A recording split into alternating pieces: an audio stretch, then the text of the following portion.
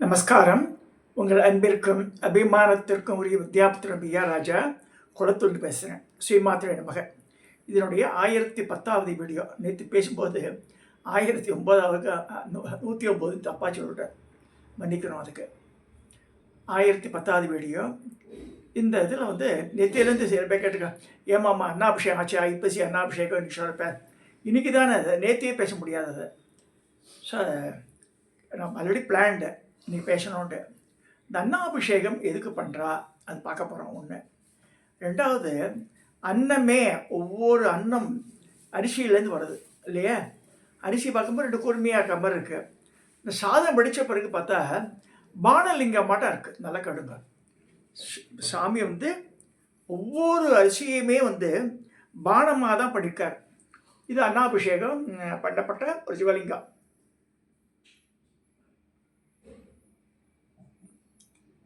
ஒரு சமயம் பரமாச்சாரியார்கிட்ட அப்ரோச் பண்ணுறா. அங்கே கங்கை கொண்ட சோழபுரத்து அந்த அந்த அந்த பகுதியில் இருக்கிற வாழலாம். அப்போ ஏன் அவர் இது கூட சொன்னார் தெரியல.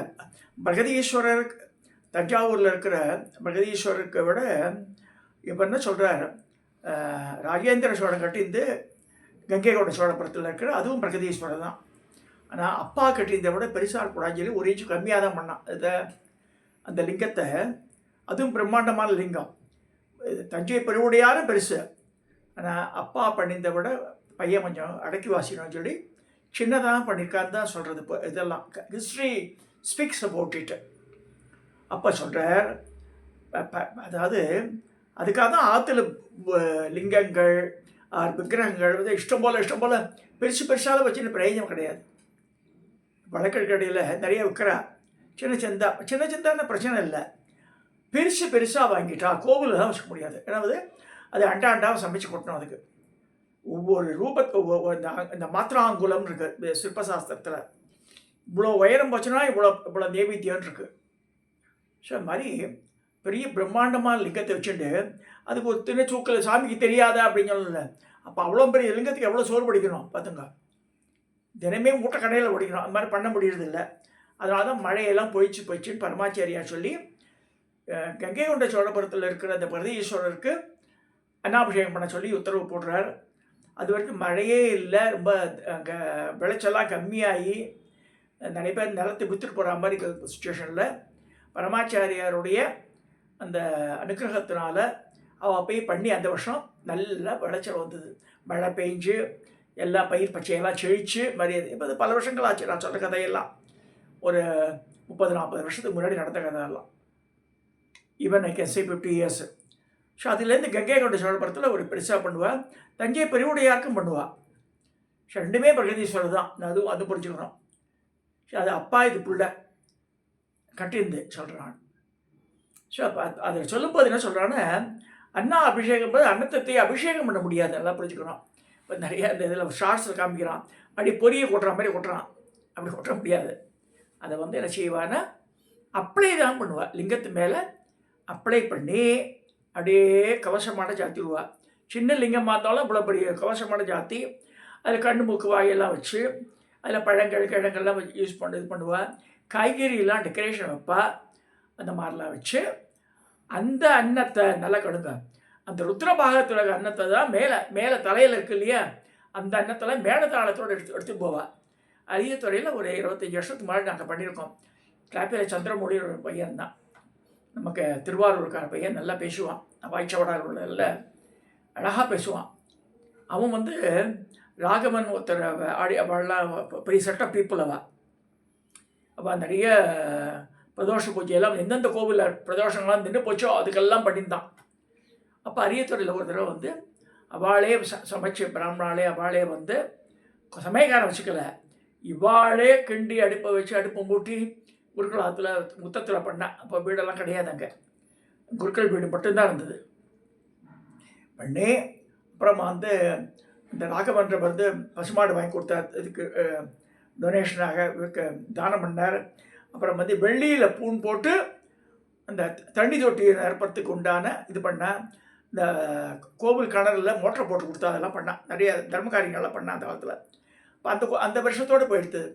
நான் ஒரு வருஷம் பண்ணேன். during the course of 35 yearsல only one time அப்புறமா I came to know there is a Chettiar who is coming from திருவான்மியூர்லேருந்து வந்து அவர் பண்ணியிருந்தார். ஒருத்தர் பண்ணுற செயலில் போய் நம்ம தடுக்கக்கூடாது. அவன் பணக்காராகட்டும் ஏழையாகட்டும் ஒருத்தர் பண்ணிட்டு காமிச்சுங்க, அது போய் நம்ம டிஸ்டர்ப் பண்ணிட்டான்னு வச்சுக்கோங்க, நமக்கு பாவம் சேரும். அவர் ரொம்ப ரொம்ப பண்பானவர், ரொம்ப சாஃப்ட் மனுஷர். குருக்களே சொல்லுவார் ரொம்ப ஒன்றுமே. அவர் அப்ராணின்வார். அவர் வந்து பாவம் அன்னாபிஷேகத்துக்கு வருஷம் பண்ணியிருந்தார். திருவான்மியூர் எங்கே இருக்குது, அரியத்துறை எங்கே இருக்குது? அரியத்துறையே இங்கேருந்து குளத்தூர்லேருந்து 32 கிலோமீட்டர், 35 கிலோமீட்டர். திருவான்மியூர் இங்கேருந்து பார்த்தா ஜஸ்ட் இமேஜின் டோட்டலாக use travel nearly about 50 kilometres travel பண்ணி தான் வரணும் அரியத்துறைக்கு. எஸ் அரேஞ்ச் எவ்ரிதிங் அந்த மாதிரிலாம் பண்ணியிருக்காங்க அந்த காலத்தை பெரியவாள்லாம். அதில் இப்போ கமிங் டு திஸ், அந்த அன்னத்தை களைஞ்சு இதெல்லாம் ஆகி அந்த களைஞ்சி மேலதாளத்தோட பக்கத்தில் குளம் இருக்குது. அரியத்துறையில் கோவிலுக்கு ஏற்ற மாதிரி குளம் இருக்குது. அந்த குளத்தில் போய் அதை முதல்ல அந்த அன்னத்தை கரைப்பா. அப்புறமா தான் இந்த விநியோகங்கள்லாம் அது சகல ஜீவராசிகளுக்கும் பகவான் படி அளக்கிறாண்டு. அதான் பகவானுக்கு இங்கே படி அளக்குது. அன்னபூர்ணி காசியில் பகவானுக்கு படி அளக்கிறா. நான் ஈஸ்வரன் ஒரு சமயம் பார்வதி பரமேஸ்வரன் உட்காந்து பேசிகிட்டு இருக்கும்போது டக்குன்னு பார்வதி என்ன பண்ணுறான்னா, ஒரு பெட்டியில் ஒரு சின்ன டப்பா உள்ள ஒரு எறும்பை போட்டு மூடிடுறான். எல்லாத்துக்கும் படி அளக்கிறான்ற. அப்புறம் வந்து பரமேஸ்வரர் சிரிக்கிறார். அவருக்கு தெரியாதா, சர்வே வியாபி அவர்.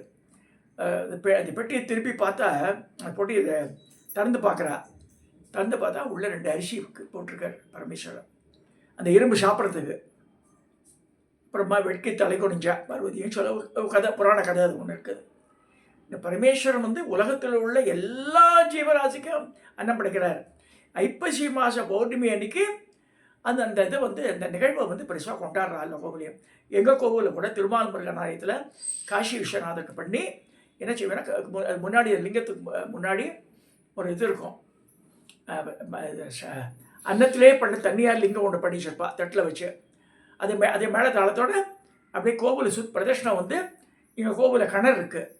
அந்த கிணறுல அதை வந்து கரை போடுவா. அதுக்கு அர்ச்சனை நடக்கும். கிணத்துலேயே தீபாரதனை பண்ணிவிடுவா. அதை வந்து இந்த கிணறு இப்போ எங்கள் ஆறுமுக மேஸ்திரி என்னுடைய சிஷ்ய ஒருத்தருக்கார். அதுக்காக தான் சாமி நான் பண்ணிட்டேன் பாருங்கள். வருஷம் அவர் டியூட்டி என்னென்னா ஆன் இஸ் ஓன் அவரே வந்து அந்த கணத்துக்கெல்லாம் பெயிண்ட் பண்ணி அழகாக பண்ணி வச்சுருப்பார் பாருங்கள். Yes done it. இந்த கிணறு எங்கள் கோவிலில் இருக்கிற கிணறு, அந்த கிணறு மூடி வச்சுருப்பா. இப்போ வந்து திறந்து வச்சுருப்பா இன்றைக்கி. அதுக்கு அந்த இடத்துல கோலமெல்லாம் போட்டு இந்த கோவிலையே இந்த இதில் இந்த இடத்துல ஈசானத்தில் இருக்குது இந்த இடம். இங்கே வந்து அதில் மேலத்தாளத்தோடு கழிப்பாங்க. இதுலேயும் பாருங்கள் ஒன்று, மாலாமணின்னு ஒரு பெண்மணி, அவள் வந்து இதுக்கு அன்னாபிஷேகத்தை வச்சு ஒரு 500 ரூபா பணத்தை அனுப்பிச்சிருந்தா முகப்பேர்லேருந்து. நான் இல்லைம்மா நான் வந்து அன்னாபிஷேகம் அரியத்துறைக்கெல்லாம் போகலன்னேன். அப்புறம் என்ன நினச்சேன், சரிம்மா அம்மா கார்த்திக் வச்சுக்கோன்ட்டா. அப்புறம் பார்த்தா நம்ம கோவிலே பண்ணிடுமா அன்னாபிஷேகம் பண்ணுறது. அப்புறமா சொன்னேன், இங்கே திருப்பதி நகர்லேயே யூஸ் பண்ணுறம்மா அதை இந்த அன்னாபிஷேகத்துக்கு பிரசாதம் கொடுக்கறதுக்கு we are ordering catering only.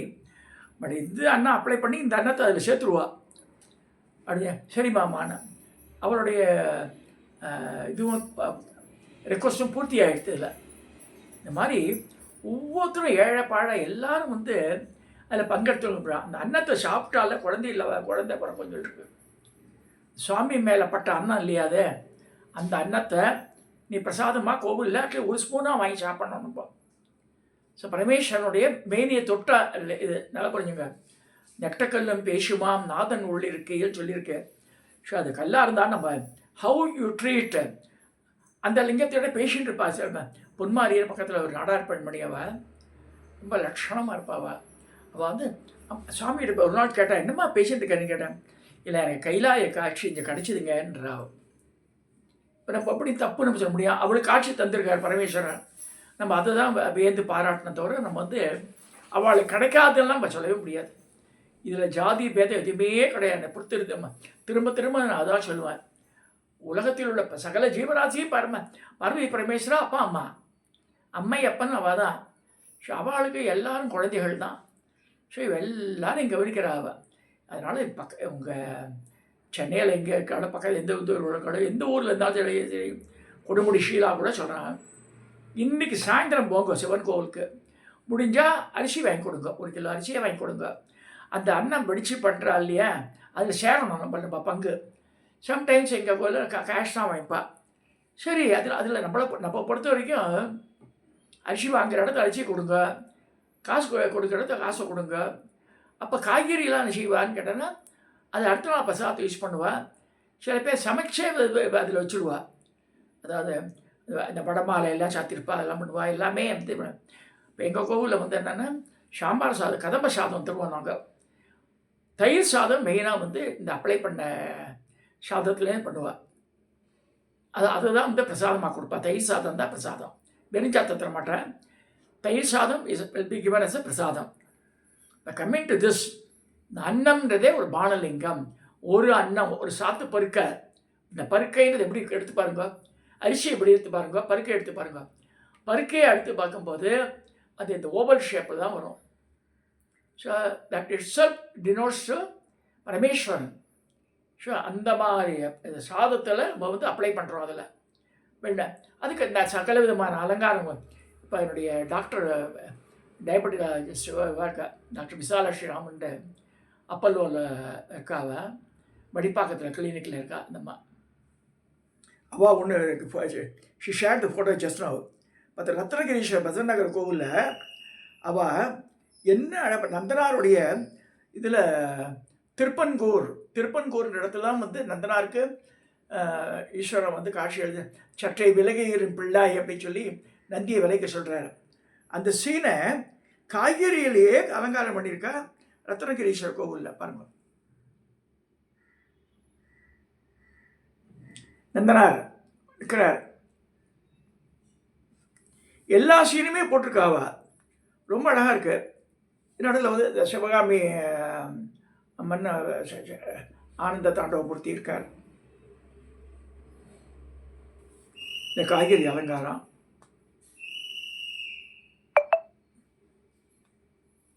என் நந்தனாரை நல்லா பார்த்து பாருங்க. அவர் வந்து நெருப்புக்கு நடுவில் இருக்க மாதிரி காமிச்சிருக்கான். அப்புறமா தான் உள்ளே விடுறா சிதம்பரத்தில்.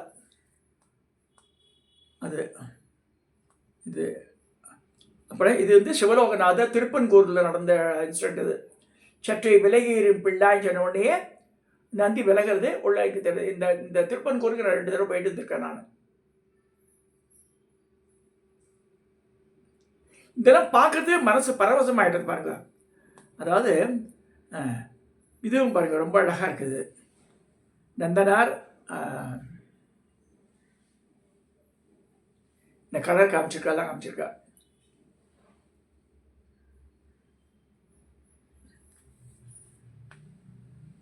அதாவது எல்லா பயிர் பச்சையெல்லாம் விளைஞ்சிடுறது இல்லையா, இந்த ஆண்டையை கூப்பிடுவார்.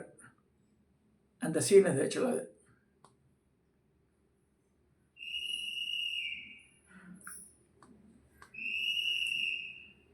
ஒவ்வொரு கோவில்லையும் இந்த அலங்காரங்கள்லாம் ரொம்ப அழகாக பண்ணக்கூடிய இடங்களாக இருக்குது. இதெல்லாம் நம்ம வந்து அதை ஊன்றி பார்த்தா தான் தெரியும் நமக்கு.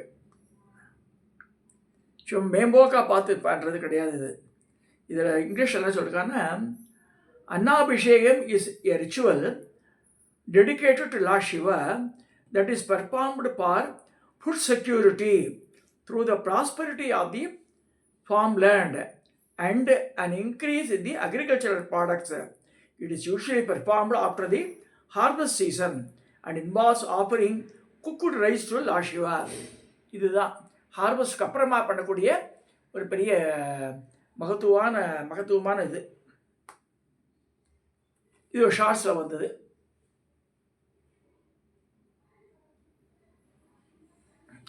சின்ன லிங்கமாக இருந்தால் கூட அனத்தை இது பண்ணி அபிஷேகம் பண்ணி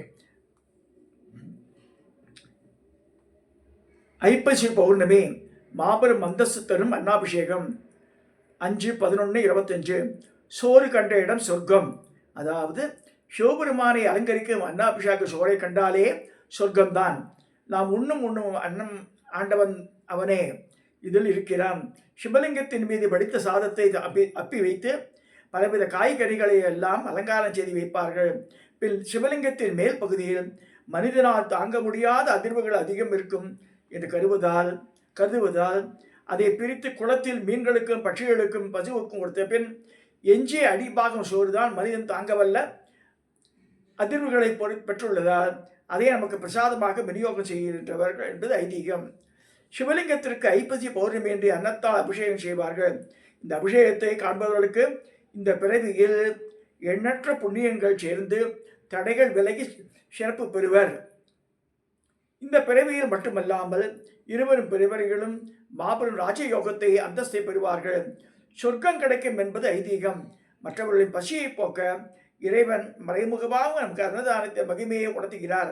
அத்துடன் என்றென்று நமக்கு உணவு வழங்கிட சிவபெருமானுக்கு நாம் நன்றி செலுத்தும் விதமாக அரிசி சாதத்தை படைத்து அந்த அரிசி சாதத்தின் நிறமான வெண்மையைப் போல் இறைவன் மீது நாம் வைத்திருக்கும் பக்தியும் அன்பும் தூய்மையாக இருக்க வேண்டும் என்பது அன்னாபிஷேகத்தின் மூலமாக தெரிவிக்கின்றோம். இறைவன் சிவனுக்கு அன்னாபிஷேகம் செய்யும் நாளன்று சிவாலயத்துக்கு சென்று சிவபெருமானுக்கு செய்யப்படுகின்ற அன்னாபிஷேகத்தை கண்குளிர தரிசித்து ஈஸ்வர அருளை பெறுவோம்ன்றார். அது பண்ணலாமே, நம்மளால் பெருசாக பண்ணி அதில் பங்கெடுத்துக்க முடியல, அவரோட தரிசனம் பண்ணலாம் இல்லையா? ஸோ இன்றைக்கி சாயந்தரம் பக்கத்தில் இருக்க சிவாலயத்துக்கு போயிட்டு வாங்க. இல்லை சிவாலயம் தனியாக இல்லை, எங்கள் ஊரில் எல்லா சன்னதி இருக்குன்னா அதில் சிவசன்னதியை பார்த்து பாருங்க. அதுதான் மெயின். இது இந்த அன்னாபிஷேகத்தில் பண்ணால் அவ்வளோ புண்ணியம் சொல்லியிருக்கு. ஐப்பசி மாதம் பௌர்ணமி அன்னைக்கு அன்னாபிஷேகம். இன்றைக்கி சந்திரனோட சாபமும் நீங்கி பெற்றதுன்னு சொல்லப்படுறதுக்கு. ஸோ சந்திரனுக்கு வந்து இந்த தக்ஷன் சபிச்சிடுறான் இல்லையா?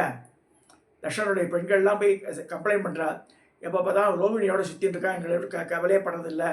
அஸ்வினி ஆரம்பித்து ரேவதி வரைக்கும் இருக்கும்போது மந்திரங்கள்லேயே என்ன சொல்கிறதுன்னா நட்சத்திர இதில் வந்து கிருத்திகா ரோகிணி இவா மேலே தான் அவனுக்கு ஆசை. எஸ்பெஷலி ரோகிணியோடு தான் இருப்பான் சந்திரன்.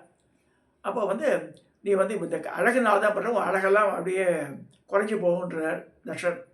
இந்த மாமனார் ஒன்று அவன் பிரஜாபதி தக்ஷன் கட்டாயம் பலிச்சாகணும். அப்போ அப்புறம் சந்திரன் அழும்போது ஈஸ்வரனை தூக்கும்போது ஈஸ்வரன் வந்து இன்றைக்கி தான் அவருக்கு அருள் புரிஞ்சு அதை அவன் தூக்கி தலையில் தூக்கி வச்சுக்கிறார் அப்படின்னு சொல்லப்படுறது. ஸோ இந்த மாதிரி அவ்வளோ சிறப்பு பெற்ற இந்த நன்னாளில் எல்லாரும் சிவாலயத்தில் போய் பரமேஸ்வரனை வணங்கி அருள் பெறுவோம்னு சொல்லி இந்த பதிவை நான் நிறைவு செய்கிறேன்.